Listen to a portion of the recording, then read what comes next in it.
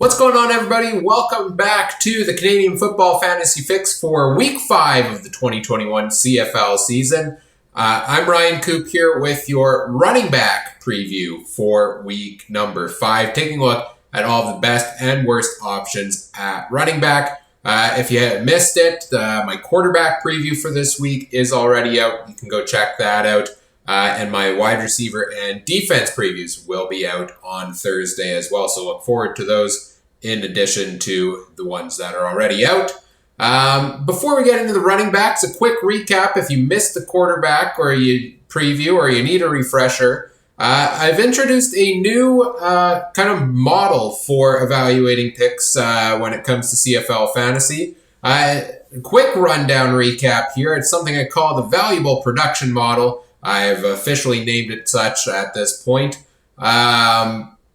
Basically, going forward, I'm starting to look at picks and potential fantasy options as, are they truly worth the bang for the buck? And the way I've broken this down is, the ideal threshold of trying to hit 100 points on a week, I think would put you in the upper echelon of fantasy players if you can hit that score. You've got $40,000 available to try to get there. If we take the points you want to go get to, take the total cap space, and times it by 1,000, we get about 2.5 points for every $1,000 you spend is what you need from the players you spend it on in order to get yourself to that expected, that ideal threshold of 100 points. So if, for example, you have a player that costs $10,000, well, you better be hoping you get 25 points out of them to get the true value, get them truly pulling their weight to getting you to that 100-point mark. Now, there obviously is some variance in this model. One of the big things is in order for it to hit you that 100-point mark, you need to spend close to the cap in order to get that because all of those dollars are valuable. So you might have some players that get even more than 2.5 as a valuable production times their cap space as a valuable production threshold. You might have some lower. So trying to find the right mix of players to get you to that level is the key here. Now let's take a look at the running backs.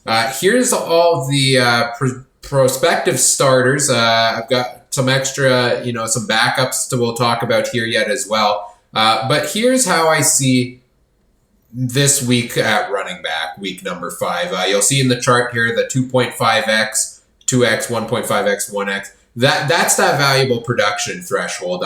Different levels of the threshold. So 2.5 is where you're going to get the true value you need. 2 is going to be, you're getting close to there, and obviously it tails off as you go along. So given these thresholds, you can kind of take a look here and see, okay, how many points do we think we're going to get out of this guy this week? And what kind of range does that fall in? Is he truly worth spending as much as he costs on that type of production? And for a lot of guys around the league, and coming up with this model, I've determined that they're just not worth it, a lot of the higher priced options, because they're not putting the point totals up for you. So let's dive into the individual running backs here. Take a look. There's a couple options I really like. I've got the green light on those. Yellow light, proceed with caution.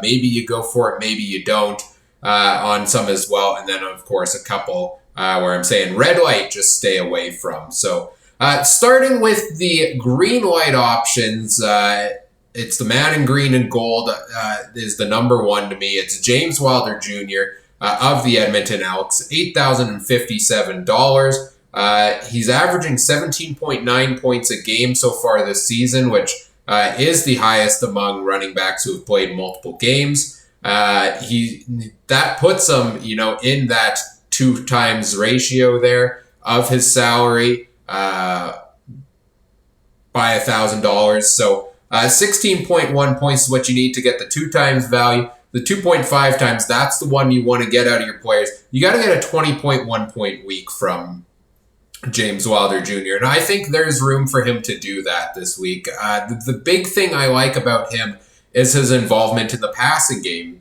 a lot. We saw that back in week 1. I think he had 6 or 7 catches and more production through the air than he did on the ground. So you get the value there.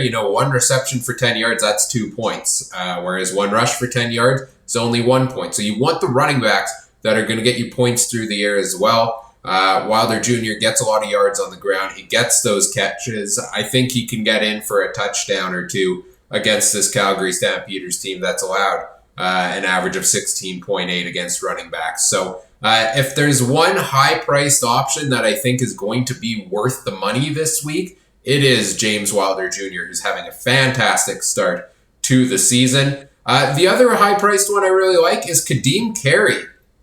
Now, interestingly enough, this is a guy that was completely off my radar when it came to fantasy picks through the first couple of weeks. He didn't really take off. He wasn't getting the production you needed. He was splitting some of the carries and the receptions with Ante Milanovic-Litre, who splits a bit of time back there, and he really wasn't putting the points up for you.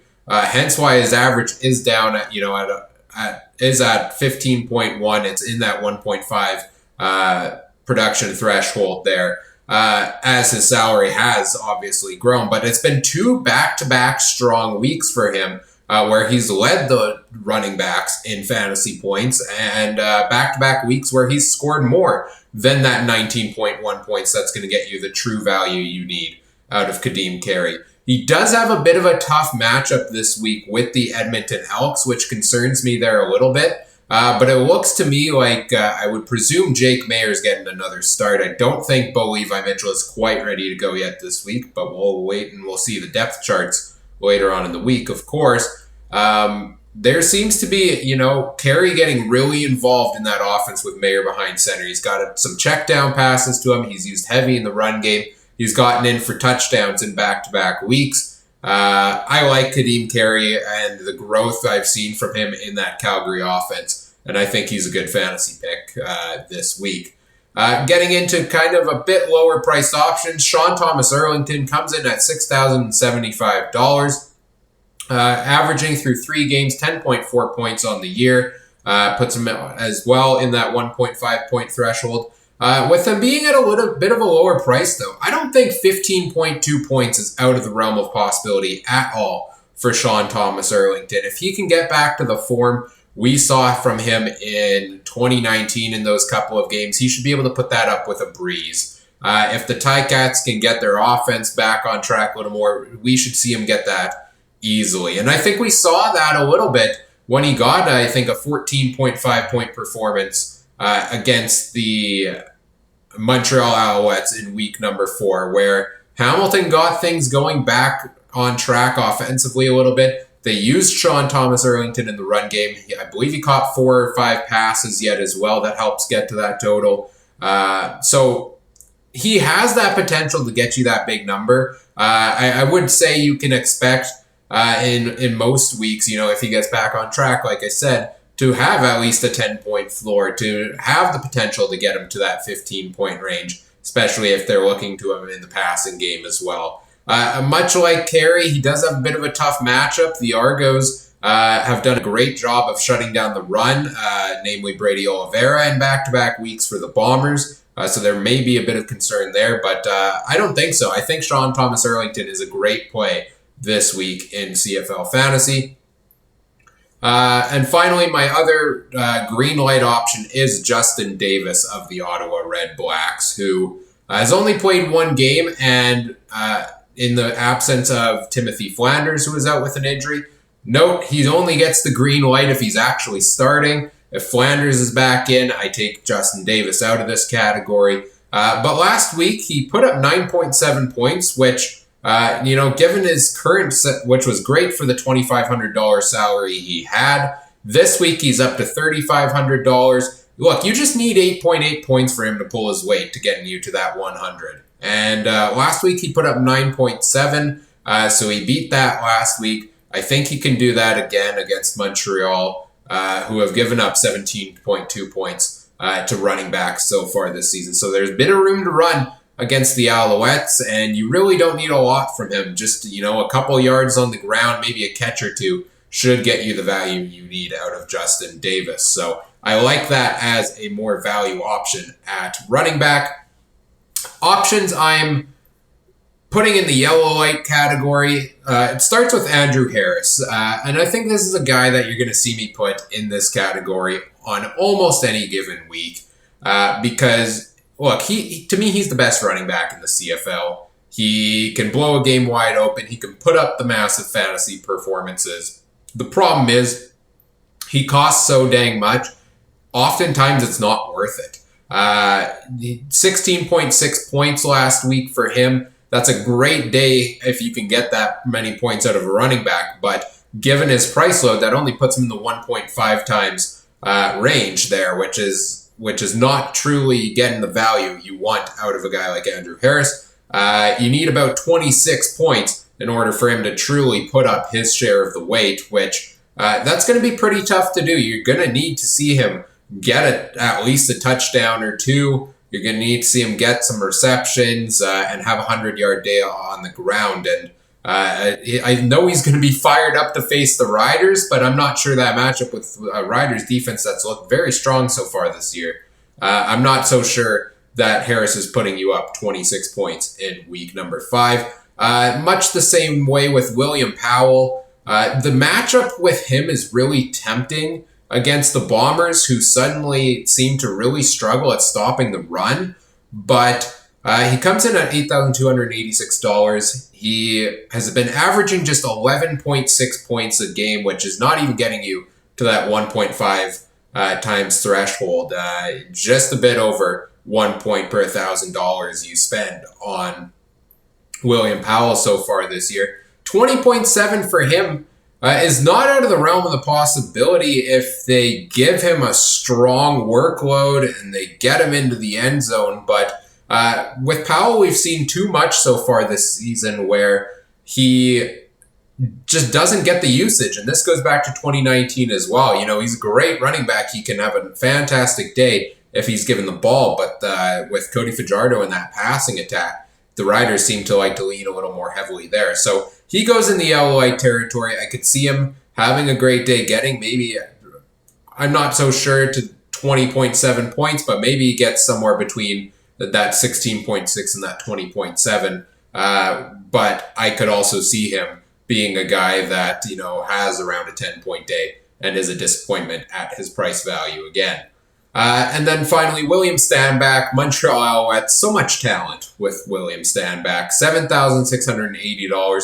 He, to me, is one of the top running backs in the league and should be a guy that can put you up a 19.2 point performance to get the full value out of him. I don't see any reason he shouldn't normally be able to do so. The problem is they're not using him in the normal ways we've seen him used in years in the past.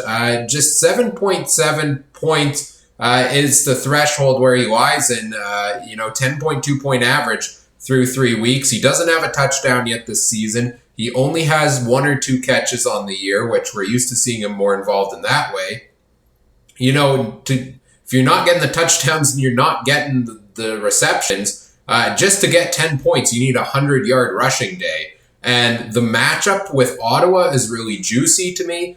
They're one of the worst teams in the league when it comes to playing against running backs. And I think Montreal's in for a bit of a course correction week with this matchup. But until we see him really start getting more heavily involved in this sense, and there's always the concern, you get near the goal line, Vernon Adams takes away the touchdown from him and punches it in himself. So at that value, I think Stanback could have a great day. I'm just not sure you're getting the full value at 19.2. And after back-to-back weeks where you have a bit of a disappointing performance from Stanback, I'm not so sure that I'm ready to put him in my lineup for a third straight week.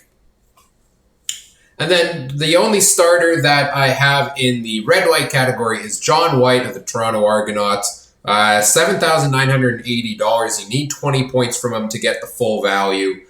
He's averaging 12.2 this season, and I put him in the red light category because coming out of the week off, I want to see first whether the week 3 dual back system they used with him and DJ Foster against the Bombers is here to stay, or if White's getting the full full workload back in his direction, because if he is, I think he's a guy that could hit a 16 points or a 20 points against the Hamilton defense that struggled at times against the run. But I'm not so convinced that we're going to see White get the full workload. I think DJ Foster's going to take a little bit of that away from him, which that at that salary of $79.80 makes me want to stay away from John White in week number 5.